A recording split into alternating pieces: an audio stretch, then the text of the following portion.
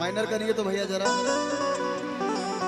यार, कुछ भी हो मैंने सीखा है पवन भैया से, मुझे वो मेरे गुरु आजीवन रहेंगे। ठीक है, मैं उनके साथ रहा हूँ क्या, मैं तो रहता ही हूँ। अब भाई तो ऐसा नहीं है, उनका भी इस मंच पे मैं गाना गाना चाहता हूँ यार। भैया कोडवा दिया था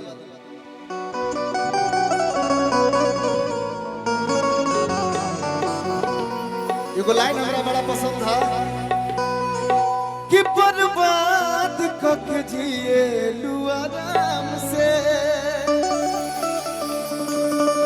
अब बदनाम भइनी रानी तोहरे नाम से। और लाइके सुने तू तो कि चले गइलू जब से, अरे है सूरज के घाम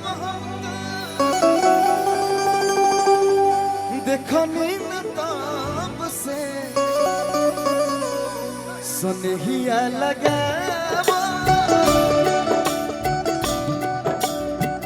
सनहिया लगावा बहुत बात नहीं के, सनहिया लगावा बहुत बात नहीं के, नजरिया चुरावा बहुत बात हो, केहू के रोवावा बहुत बात नहीं के, रोआ के हंसावा बहुत बात हो।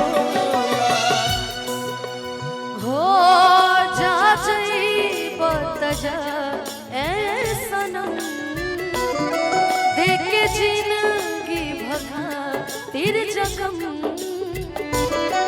जब सोचा हमारा बारे में, तोहरा खातिर हमारे मायल ना रहे।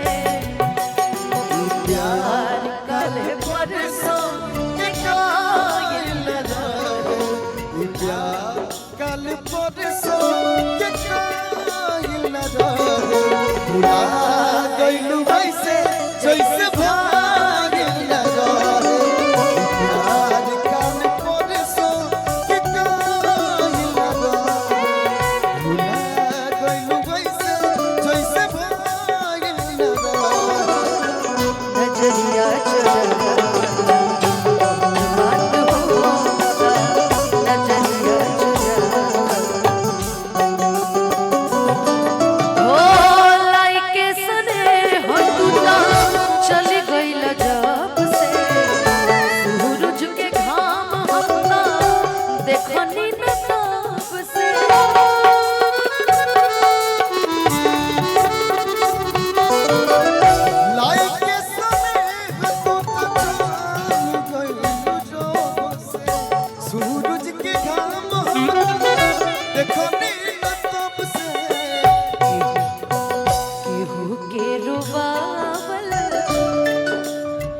बहुत बात नहीं,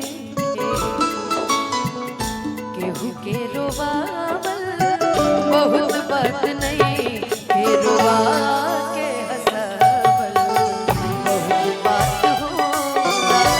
सनहिया लगावा बहुत बात नहीं के, नजरिया चुरावा बहुत बात। भैया चाहत के गोलू भैया, गोलू राजा भैया, चाहत के रहुआ मंच पा जाए। जुगनू जुगनू करके तेरे मिलन के दीप जला, रुका भैया, तूने मेजर कर दिया, रुका भैया।